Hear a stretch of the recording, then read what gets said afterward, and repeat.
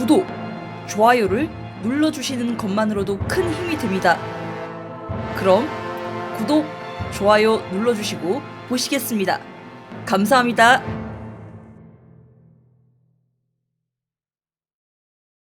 네, 장관님, PPT 보면서 좀 설명을 해주시죠. 네. 이번 사태 핵심은 대통령 인사권이 침해됐다. 대통령 패싱이다. 이런 지금 해설들이 많고요. 풀리지 않는 의문점이 아주 많습니다. 그래서 확인하고자 합니다. 전 정부 시절에 야당 대표였던 문재인 대통령은 청와대 민정수석의 사표에 대해서 국가기강이 쑥대밭이 됐다. 이렇게 평가한 적이 있죠. 그렇기 때문에 더더욱이 대통령 참모인 법무부 장관이 이 점에 대해서 의혹을 풀어주셔야 된다고 봅니다. 자, 장관님, 인사안 장관님이 직접 대통령에게 보고했습니까? 아까도 말씀드렸듯이 보고했습니까? 인사의 구체적 내용은 말씀드리기 어렵습니다. 장관님, 묻는데 답변해 주시기 바랍니다. 직접 보고했습니까? 의원님, 묻는 대로 답변해 주시기 네. 바랍니다라는 표현은 좀 과하십니다. 네, 일단 답해 주시죠. 이 부분에 대해서 의혹이 풀리지 않고 있습니다. 당당하다면 못 밝힐 이유가 없지 않습니까? 저는 네. 문재인 대통령께서 부족한 저를 자, 법무부 장관으로 임명한 장관님, 그 인사안 취지에 제청은 충실하고 문재인 있습니다. 대통령이 직접 했습니까? 직접 했습니까?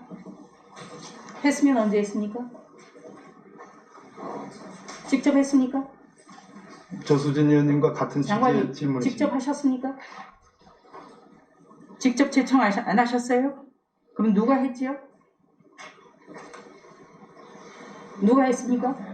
언제 했습니까? 자, 바로 이런 점 때문에 지금 의혹이 풀리지 않는 것이죠. 자, 인사안을 누가 언제 대통령에게 보고를 했는지 이것이 가장 큰 핵심입니다.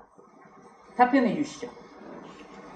인사에 관한 소상한 내용은 말씀드리기 어렵다고 제가 말씀드렸어요. 네, 소상한 내용을 말씀 못 하신다니까 지금 의혹이 더 크게 터지는 거죠. 계속해서. 자, 했다면 언제 했는지, 그리고 그 자리에 배석한 사람은 누구였습니까? 이광철 민정비서관이었습니까? 답변하실 수 없습니까? 왜요? 자, 청와대 브리핑을 참고하라고 하는데요. 청와대 브리핑 매번 아침 저녁으로 지금 청와대 기자들이 보고 있지만 의혹이 풀리지 않으니까 계속 미스테리가 나와요. 그렇죠? 자, 일각에서는 대통령 인사안을 대통령은 모르고 있었다. 인사안 발표가 된 다음 날에서야 결재가 올라갔다. 이거 사실이라면 심각한 월권이자 위법입니다. 어떻게 생각하십니까? 저는 월권이나 위법은 저지른 바 없습니다. 월권이나 위법은 아니다. 그러면은 지금 인사안이 발표 다음 날 결재가 올라왔다. 이 보도가 무성합니다. 어떻습니까? 인사에 대한 구체적인 질문이죠. 자, 맞습니까? 다릅니까? 인사안이 발표 다음 날, 그러니까 일요일 날 인사가 발표됐는데 인사안이 월요일 날 결재가 올라왔다는 거예요. 지금 언론 보도 계속 나오고 있거든요. 오보입니까? 사실입니까? 오보 아니죠? 제 아까 답을 자, 그것으로 오보가 아닌 것 대체하도록 같습니다. 지금 정황상. 이게 사실이라면 월권이자 위법이에요. 이게 굉장히 중요한 문제입니다. 인사권은 대통령이 가지고 있어요. 그리고 검찰청법 제34조 검사의 임명과 보직은 법무부 장관의 제청으로 대통령이 한다고 분명하게 돼 있습니다. 그런데 법무부 장관이 제청을 했는지 또 대통령이 이것을 보고 받았는지에 대해서 지금 답변이 없습니다. 검찰청법 34조 1항입니다. 자, 대답하시겠습니까? 답변하시겠어요? 자, 이 부분이 명확하게 분명하게 가려지지 않는다면 대통령 패싱이 됩니다. 이거 대통령 인사권을 침해한 것이거든요. 이거 굉장히 심각한 문제죠. 어떻게 보면 국정 시스템이 붕괴됐다는 것이고요. 이런 게 국정농단이에요. 국기문란이고. 어떻게 생각하십니까? 저는 문재인 대통령님의 법무참모입니다.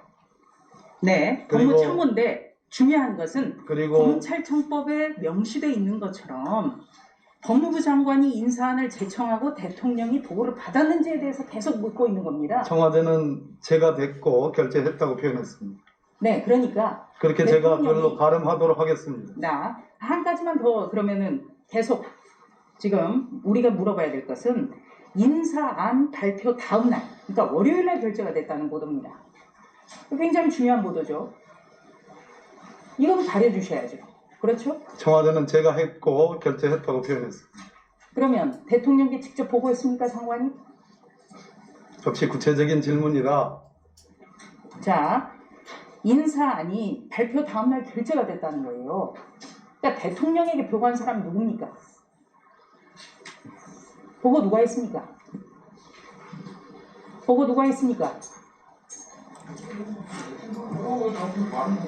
이거 굉장히 중요한 문제라니까요. 이거 어려운 거 아닙니다. 이거 기밀도 아니에요. 기밀이 아니에요. 장관님, 말씀해 주세요. 자, 저기 보십시오. 자, 검사장급 인사가 7일 일요일 날 났습니다. 그런데 바로 다음 날부터 신현수 민정수석이 구두로 사의 표명을 했어요.